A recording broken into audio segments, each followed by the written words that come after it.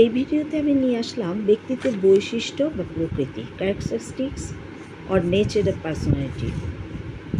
ব্যক্তিত্বের কিছু বৈশিষ্ট্যের কথা আমরা উল্লেখ করতে গেলে বলতে পারি, এক নম্বর হচ্ছে ব্যক্তিত্ব ব্যক্তির কিছু মনোবৈজ্ঞানিক সাইকোলজিক্যাল বৈশিষ্ট্যের সমন্বয়। এই বৈশিষ্ট্যের দু নম্বর হচ্ছে এই বৈশিষ্ট্যের সমন্বয় ব্যক্তিত্ব মানুষকে সতত পরিবর্তনশীল পরিবেশের সঙ্গে সামঞ্জস্য বিধান করতে সাহায্য করে।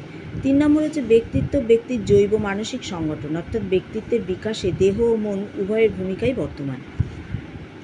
4 নম্বর হচ্ছে ব্যক্তিত্বের ধারণা ব্যক্তির অনন্যতা বা নিজস্বতাকে প্রকাশ করে।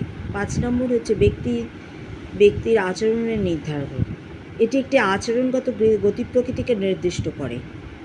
পরের নম্বর হচ্ছে ব্যক্তিত্বের বিকাশে ব্যক্তির সহজাত অর্জিত গুণাবলীর প্রভাব রয়েছে, অর্থাৎ এটি বংশগতি পরিবেশের পারস্পরিক ক্রিয়ার ফল।